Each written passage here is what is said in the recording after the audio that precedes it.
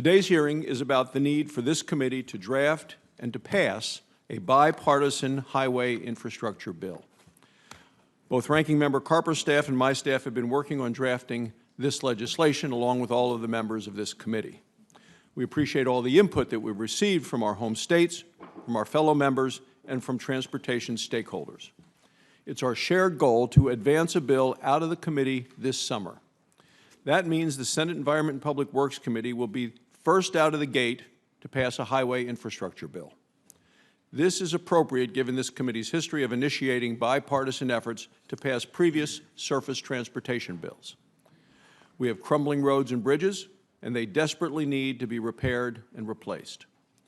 Projected population growth and existing congestion require states to build new capacity to meet future needs. Our economy is built on a well-functioning road system that allows products from rural areas to get to our population centers. America's workforce uses our highways to get to the office, the factory, or to the farm.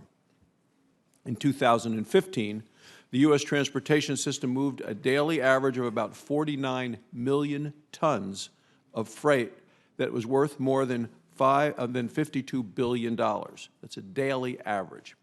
Annually, that's around 18 billion tons of freight valued at over $19 trillion. And these numbers are only going up.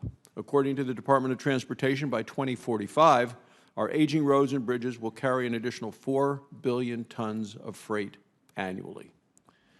Our nation's highways need to keep pace. The authorization of the federal highway funding will expire in September of next year, and the Congressional Budget Office projects that the Highway Trust Fund will become insolvent sometime in 2021.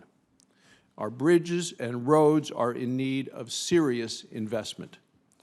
I'm working with Ranking Member Carper to advance the most substantial bipartisan highway bill ever passed by Congress.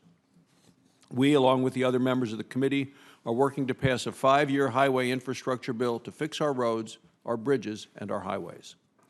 If we do not pass a long-term surface transportation bill and instead pass a series of short-term extensions, we will undermine our state's abilities to plan for these challenges. It's not a good option. We have an obligation to get this done. Our highway infrastructure legislation will be for all of America. It will ensure both rural and urban areas have access to funding. That means maintaining each state's share of highway formula funding.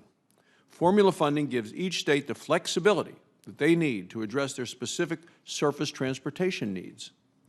Maintaining the Federal Highway Program's current approach of distributing over 90% of the funds to the states by formula is the key to this.